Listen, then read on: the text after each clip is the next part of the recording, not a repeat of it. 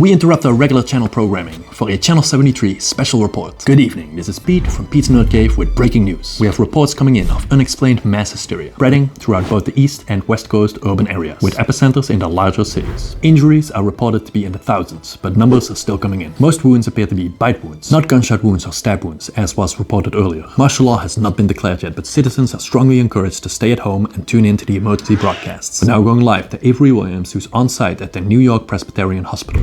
Hang on, I'm getting something else. Wait, are you sure? It can't be. I don't know how to say this. Apparently I've been reading the short fiction of one of our writers. This is so embarrassing. Okay, let's move on. In other news, Valve has just announced their latest revision of the Steam Deck. Steam Deck OLED.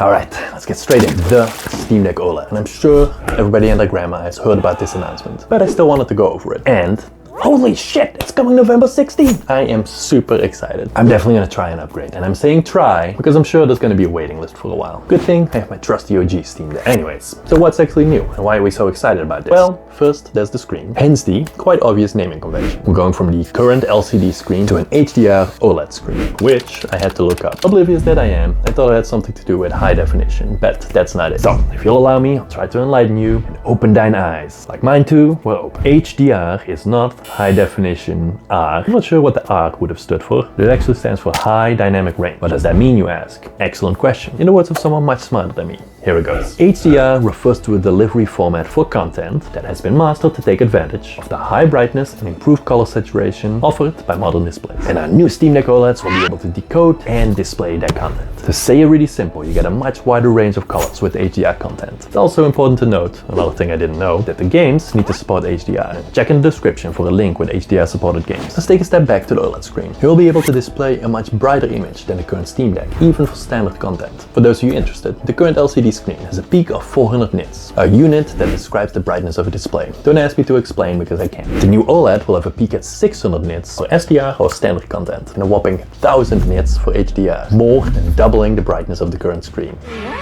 And lastly, the screen is slightly larger due to the smaller bezels, going from a 7-inch to a 7.4-inch screen. You probably think to yourself, new screen, big deal. I've got a screen and I like it. Wrong.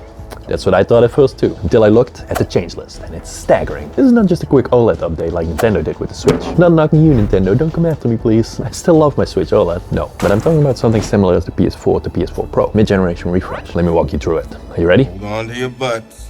1.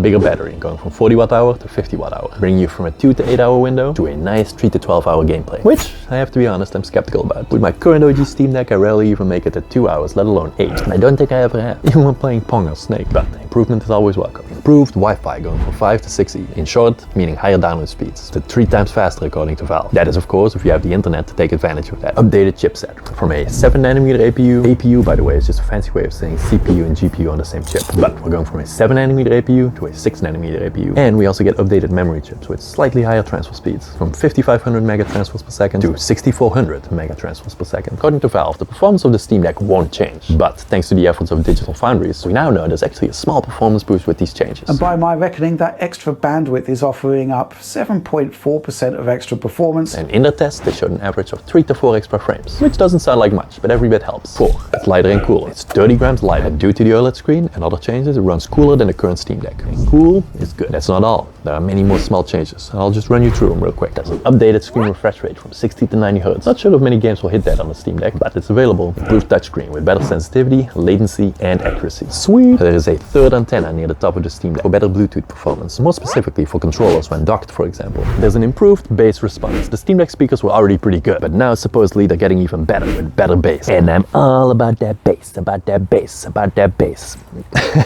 Sorry, I had to hear that.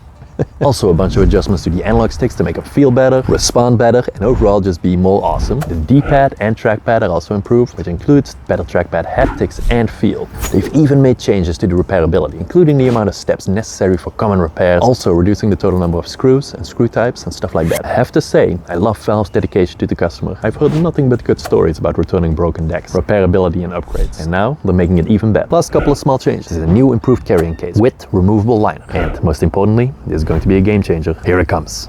Power cable length from 1.5 meters to 2.5 meters. And this last one sealed the deal for me. Alright, that's a lot. Yeah, baby.